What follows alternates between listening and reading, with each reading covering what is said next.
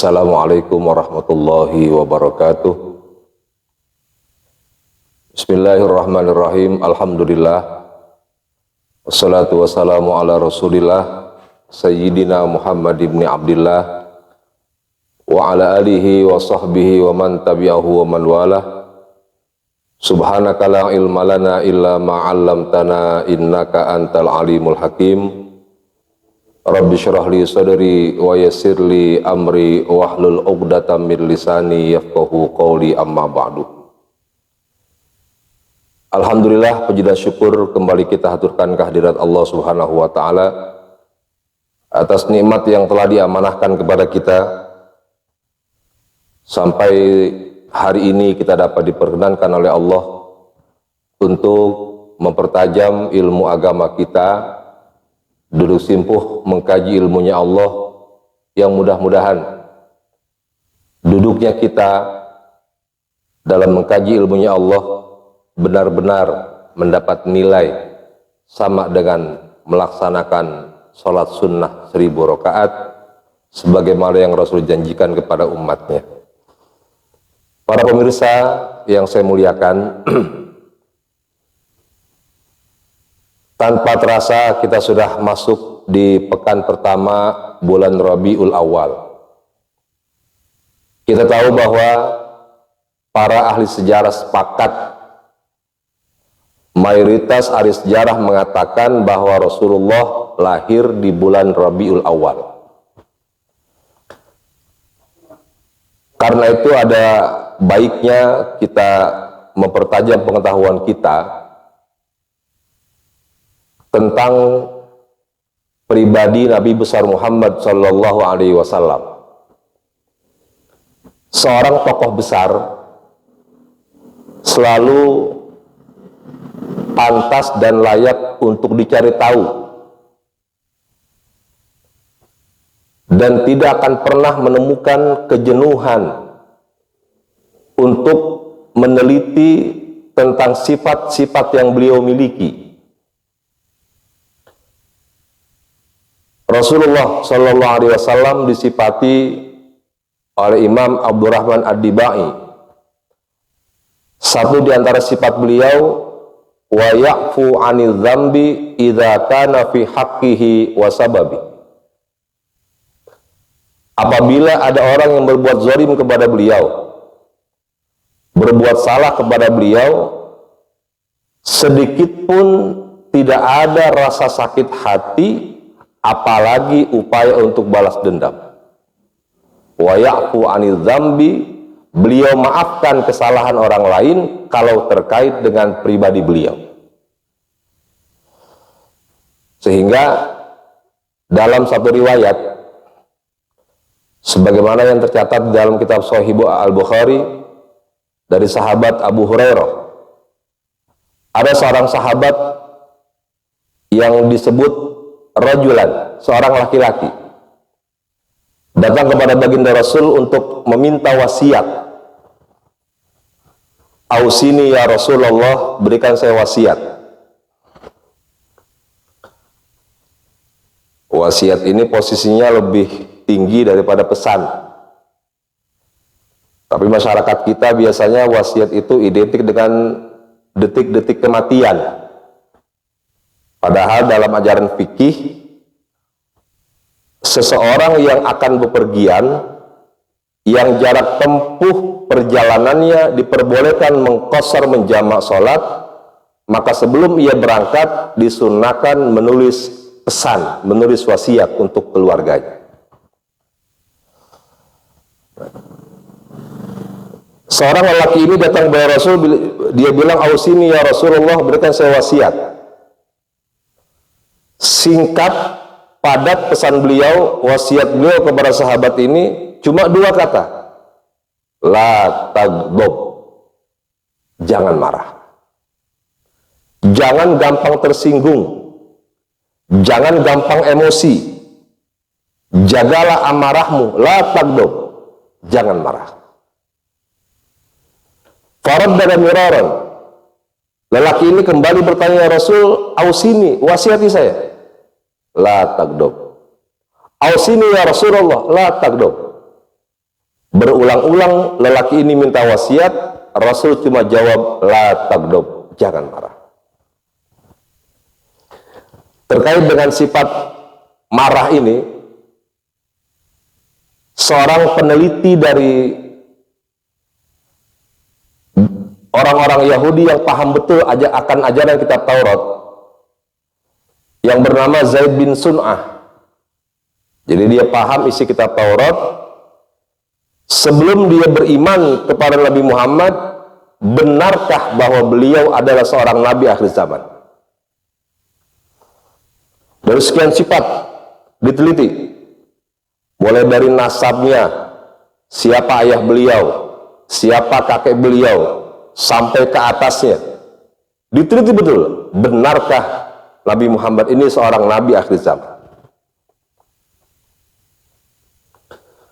Satu demi satu sifat itu dia temukan. Mulai dari nasabnya, ayahnya telah meninggal dunia sewaktu beliau dalam kandungan, lalu hidup dalam asuhan kakeknya selama 2 tahun. Itu benar, benar sekali, cocok apa yang termaktub dalam kitab Taurat dengan realita yang dia temui akan sosok pribadi Nabi Muhammad. Sekian ciri telah dia temukan, kecuali satu yang belum dia temukan. Apa itu? Hilmuhu yasbiqu ghadabah. Sifat Nabi akhir zaman, kesabarannya mampu mengalahkan amarahnya. Kesabarannya mampu melunturkan emosinya. Kesabarannya akan mendinginkan kemarahannya. Bagaimana cara menelitinya? Karena beliau seorang Yahudi di Madinah, Zaid bin Sun'ah ini, jadi seringkali berinteraksi dengan Rasul. Jadi biasa bergaul di tengah kehidupan masyarakat Madinah. Satu waktu Sayyidina Ali bin Abi Thalib laporan kepada baginda Rasul. Yang Rasul sedang ngobrol santai dengan sahabat-sahabat begitu banyak. Nah, di antaranya ada Zaid bin Sun'ah, seorang peneliti Yahudi ini. Kata Sayyidina Ali bin Abi Thalib, ya Rasulullah, setahun yang lalu kami pernah mengislamkan komunitas masyarakat di kampung yang jauh. Sebelum mereka beriman kepada Allah, mereka tanya, wahai Ali bin Abi Thalib, kata mereka, seandainya kami memeluk agamamu, beriman kepada Tuhanmu, percaya kepada nabimu, kami dapat apa? Yang bisa kami terima apa? Dari agamamu, dari Tuhanmu, dari nabimu. Kata Sayyidina Ali, insya Allah, dengan izin Allah, kalian akan mendapatkan keberkahan dalam kehidupan, ketenangan dalam hidup, kebahagiaan dunia dan akhirat. Oh, sudah kalau begitu, kami siap untuk beriman kepada Allah Subhanahu wa Ta'ala. Syahadat massal, satu kampung beriman kepada Allah Subhanahu wa Ta'ala. Keimanannya berjalan 1 tahun. Ternyata kehidupannya jauh lebih susah, jauh lebih miskin, jauh lebih mendekati kebahagiaan, jauh sekali. Jadi pasalnya karena musim panas yang berkepanjangan, ternak mereka banyak yang mati, panen mereka banyak yang gagal, hidup dalam suasana kemiskinan dan keterbatasan. Nah, sasaran empuk yang akan mereka komplain adalah Sayyidina Ali. Mereka temui Sayyidina Ali, mereka bilang, wahai Ali, saya mau komplain. Komplain apa? Sebelum kami masuk Islam menyembah Tuhanmu, kehidupan kami bahagia dan penuh dengan keceriaan. Di saat kami menyatakan iman kepada Allah, iman kepada nabimu, percaya kepada agamamu, justru 360 derajat kehidupan kami berbalik, yang tadinya bahagia menjadi sengsara. Gagal panen, ternak kami banyak yang mati, kehidupan kami jauh lebih susah sebelum kami beriman kepada Allah Subhanahu wa Ta'ala. Kami minta pertanggungjawaban dirimu, wahai Ali. Ya Rasul, bagaimana solusinya, kata Ali bin Abi Thalib. Zaid bin Sun'ah ini pendeta Yahudi, peneliti Yahudi ini tahu obrolan Ali dan Nabi Muhammad. Lalu kata baginda Rasul, wahai sahabatku, siapa di antara kalian yang bisa meminjamkan uang agar saya bisa mengirim bantuan ke kampung yang telah beriman kepada Allah Subhanahu wa taala tersebut. Sahabat kebetulan yang beliau ajak bicara tidak berkecukupan. Lalu datanglah Zaid bin Sun'ah yang menawarkan bantuan. Saya, wahai Muhammad, yang kau butuhkan apa? Kata Rasul, saya pinjam 8 miskol, ya, setara dengan 34 gram. Kalau harga emas 1 juta berarti setara dengan 34 juta saya pinjam untuk membantu sahabat-sahabat kita yang sedang dilanda kesusahan. Ya, baik kalau begitu. Dipinjam 34 juta, lalu kemudian dibelikan kurma, sembako dan seterusnya. Dikirim ke kampung yang sedang ditimpa kesulitan. Jadi bansos lah kalau istilah sekarang. Kata Rasul, saya tidak bisa mengembalikan cepat ya. Saya minta tempo. Berapa lama? Insya Allah 1 bulan, kata Rasul. Oh baik kalau begitu. Ya. Berjalan 1 minggu, 2 minggu, 3 minggu, sampai di hari yang ke-27, Zaid bin Sun'ah, seorang peneliti ini, ingin membuktikan benarkah bahwa dia Nabi akhir zaman.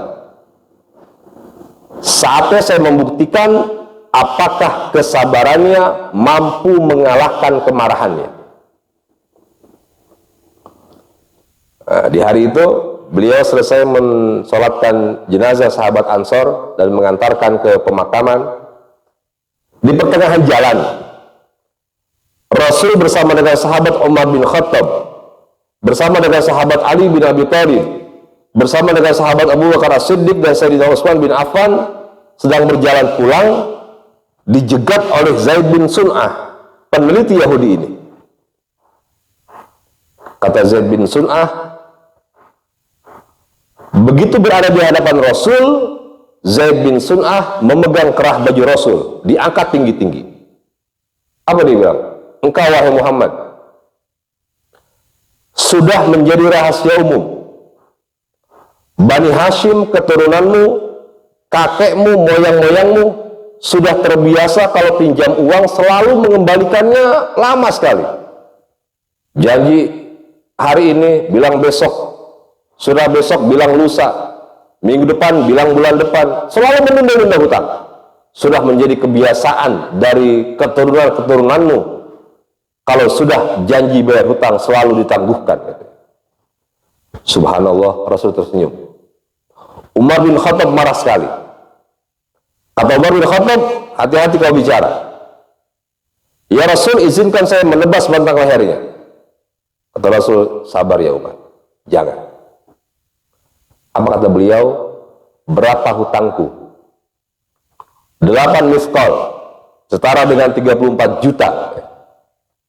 Ya sudah, Umar, tolong kau ke Baitul Mal, pinjam kepada Baitul Mal uang tunai lah kalau kita bilang sekarang 34 juta untuk mengembalikan hutang-hutangku kepada Zaid bin Sun'ah dan tambahkan 2 sok dari gandum. Kata Umar, ya Rasul, kenapa ditambahkan? Kan hutangnya cuma 34 juta. Kata Rasul, 2 sok itu sebagai kifarat karena engkau telah mengancam dirinya.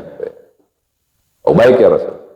Umar bin Khattab mengambil uang Baitul Mal dengan 2 sok tambahannya diserahkan kepada Zaid bin Sun'ah. Kata Zaid bin Sun'ah, wahai Sayyidina Umar,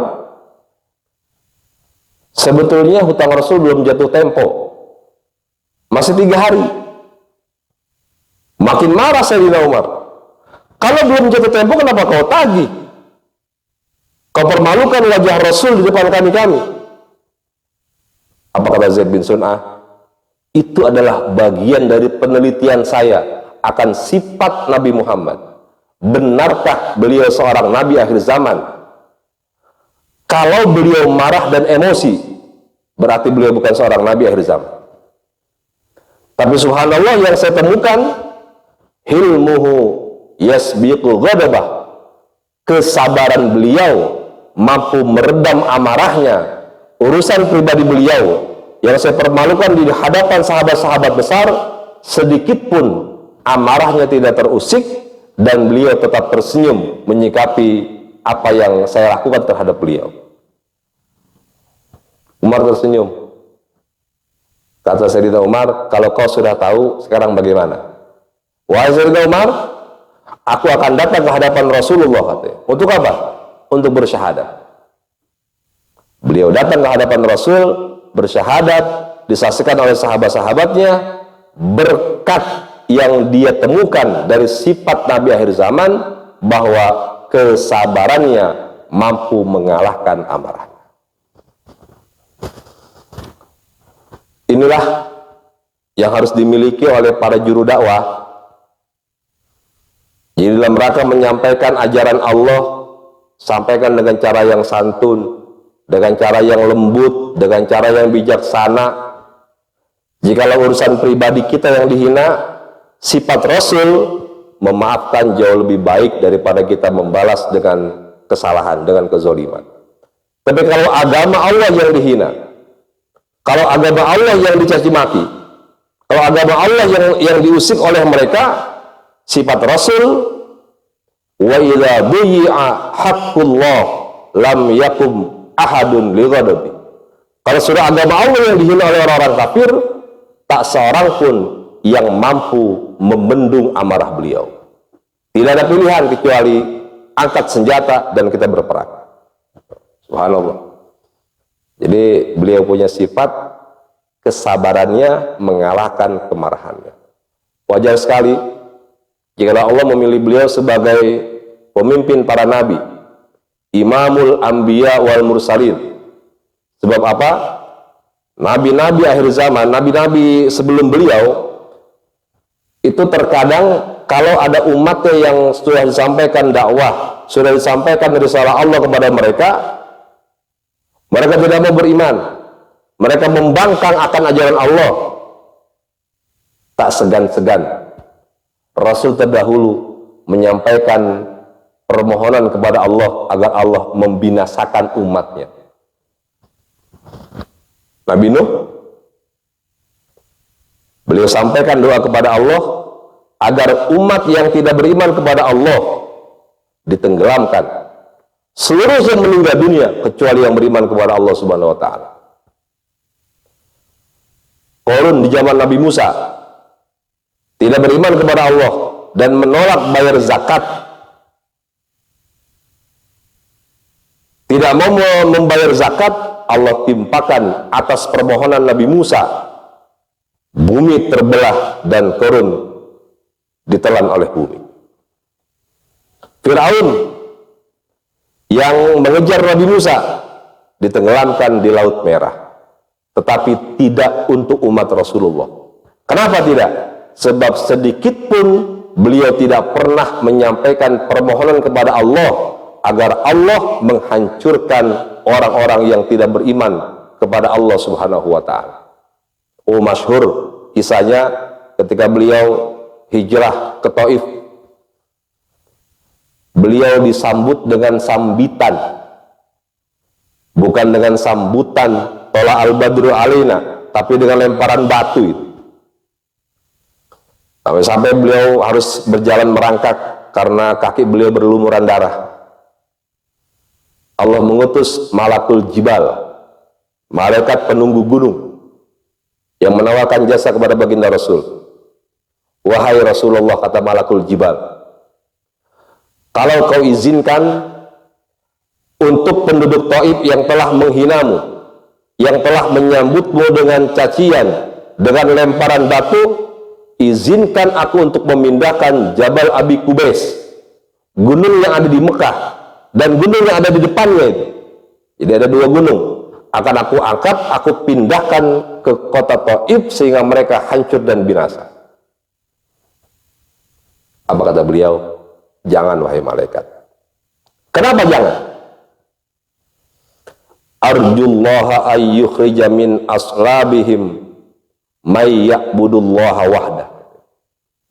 Kalau kau pindahkan gunung Taif, kalau kau pindahkan gunung di Mekah ke kota Taif, mereka tertimbun dengan gunung, habis mereka, tertimbun mereka dengan gunung, maka saya sudah tidak punya harapan lagi. Arjullaha ayyukhrija min aslabihim may ya'budullaha wahdah. Saya berharap dari sulbi-sulbi mereka, dari sulbi-sulbi orang kafir akan lahir generasi yang akan menyembah Allah Subhanahu wa ta'ala. Kalau ayah mereka tidak beriman, tidak masalah, nanti ada anak. Anaknya tidak beriman, tidak masalah, ada cucunya. Cucunya tidak beriman, tidak masalah, ada generasi setelahnya.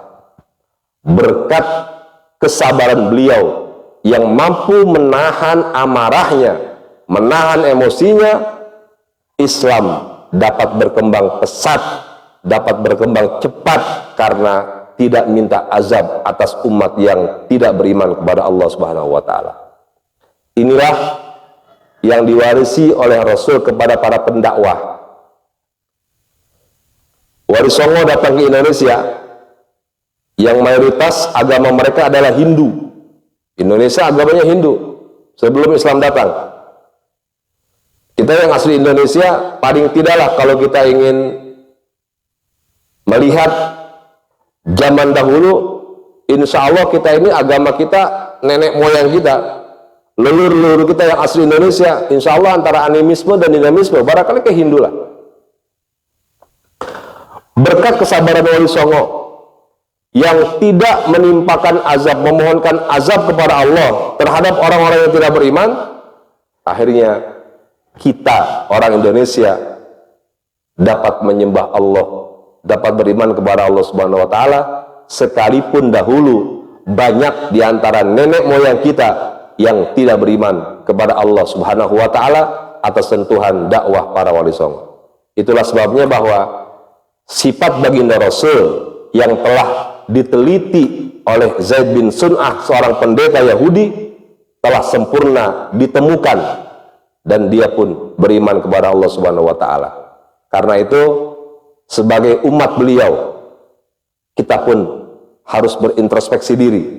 Sudahkah sifat-sifat karakteristik dari umat beliau ada pada diri kita? Apa diantaranya? Asyidda'u alal kuffar ruhama'u bainahum tarahum rukka'an sujjada yabtaguna fadlan minallah wa ridwana simahum fi wujuhihim min atharis sujud.